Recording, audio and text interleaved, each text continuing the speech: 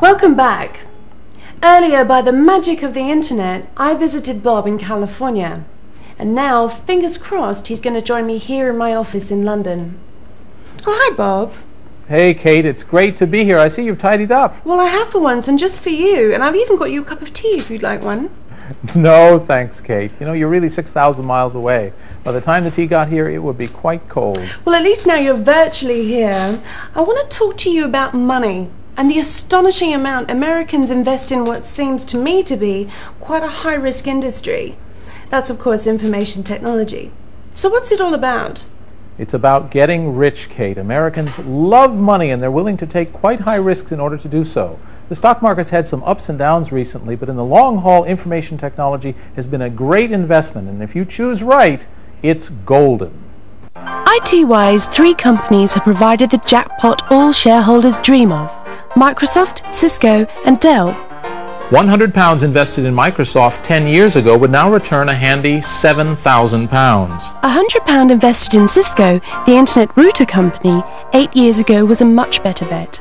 Now that's worth a staggering £18,000. But for a mind-boggling return, nothing beats Dell, the computer maker. A £100 punt 10 years ago today would fetch £30,000. No wonder IT stocks get some people excited.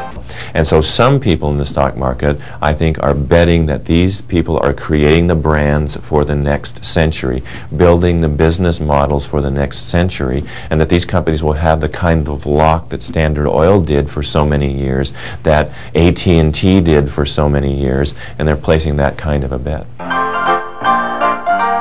The spectacular returns from solidly based companies like Cisco and Microsoft have given a bright glow to much younger IT stocks. Amazon.com, the internet bookseller, has shot up even faster, from $23 to $96 in 18 months. Amazon.com and nearly every other internet company has yet to show a penny of profit. In IT stocks, what goes up can come crashing down. In July, Amazon's share price actually reached $147, so they've lost $50, a third of their value, in 3 months. Clearly, buying IT stocks is not for the faint-hearted. If IT stocks give their ordinary shareholders goosebumps, imagine what it's like if you're a founder and have your wealth tied up in the company. Take Mark Andreessen, who started Netscape, creators of the first commercial internet browser. He owns around 1 million shares. Look at the roller coaster ride his fortune has experienced so far this year. He began the year with 27 million. That then sank to 15 million, rose to 23 million, dropped to 14 million, shot up to 31 million, fell to 23 million, soared to 44 million, then down to 23 million, back up to 35 million, and now it's back down to $17 million. And do you know, he was once worth $80 million. Who wants to be a geek millionaire?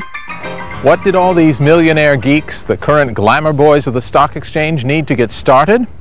Well, it helped to come here, Stanford University, in the heart of Silicon Valley. Hewlett-Packard, Sun Microsystems, Silicon Graphics, Cisco, Yahoo, Excite, companies with a combined value of more than $100 billion, were all started by Stanford graduates, sometimes before they graduated.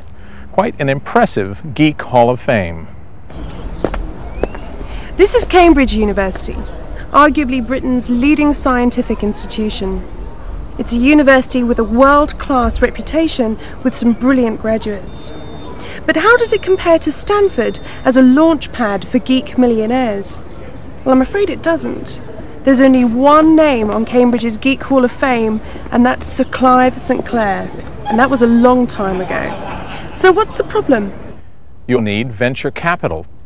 Fortunately, within 10 miles of here is half the venture capital in the world. It's this combination of brains and money that's driven the information revolution. Here's a tale of 2 startups. I met 25-year-old Stanford PhD students Sergey Brin and Larry Page, who have started an internet search company called Google. The company's right here in Larry and Sergey's room in the William Gates building at Stanford. So now if you want to do something different. And I met 38-year-old Cambridge computer science graduate Dr. Simon Murdoch. He started bookpages.co.uk, a British version of the hugely successful internet bookshop Amazon.com. The Google boys, as part of their PhDs, created a search engine, software that finds useful information on your behalf on the internet. It does what Yahoo or Excite do, but Larry and Sergey believed it did it much better and believed they could form a company based on it. Simon Murdoch saw Amazon.com's fantastic success and felt a European internet bookshop would be a very profitable business. Let's compare and contrast Simon's experience with British venture capitalists with the Google boys' experience of the Americans.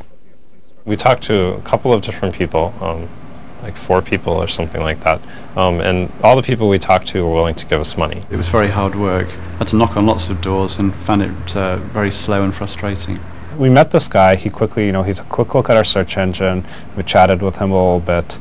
We started talking about, well, he said, oh, I'd be interested in investing, We negotiated over several months, and eventually it got to the stage where they said, well, there's just one final step we need to do, is to go through the board meetings. And they went through 2-3 board meetings, all got passed, and eventually at the final board meeting they said, no, we're not interested, and we're not really going to tell you why.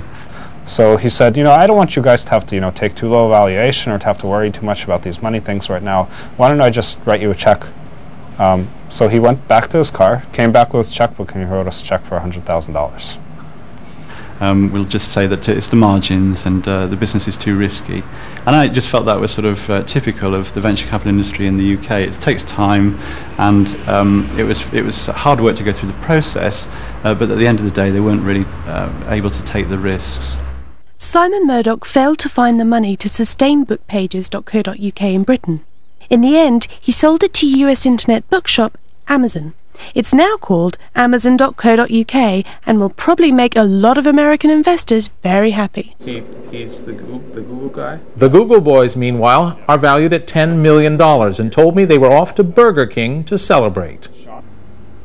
It was interesting hearing Simon Murdoch's tale of woe about British venture capital, but I understand things have gotten somewhat better in England. Some studies show that venture capital funding has doubled in the last 2 years. Well, that's right, Bob, but it's not all quite what it seems. Actually, very little money is spent over here on startups, like Google. Most of it goes to companies who already have some kind of track record, like buyouts, or to help existing companies expand. Kate, I think this has to do with the British attitude toward failure. You seem to be so afraid of it, whereas here in America, in Silicon Valley, we embrace it. And we fail time and time again, but our successes are so big.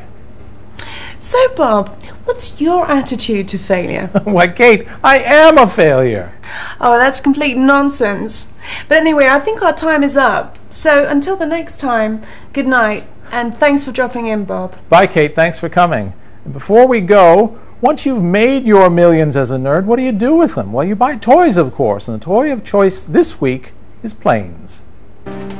This German aerobatic plane, the Extra 300, is the minimum you need to belong to the Geek Millionaire Mile High Club. Cost a trifling £170,000. Jim Clark, founder of Netscape, owns one. So does Larry Ellison, chairman of Oracle.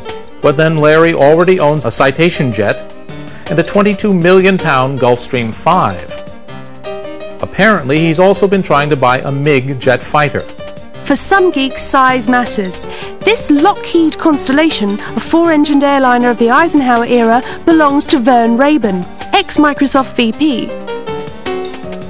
It burns 500 gallons of fuel an hour. But undisputed king of the clouds is Paul Allen, co-founder of Microsoft. As well as a Citation jet, a Challenger 601 jet, a McDonnell Douglas helicopter, and a civilian version of the F-5 military jet, he owns a £37 million Boeing 757, which he uses to fly his friends to parties in Europe. And what about the richest of them all, Bill Gates? Well, after years of flying economy, he bit the bullet last year and bought himself a Challenger 604, a snip at £13 million.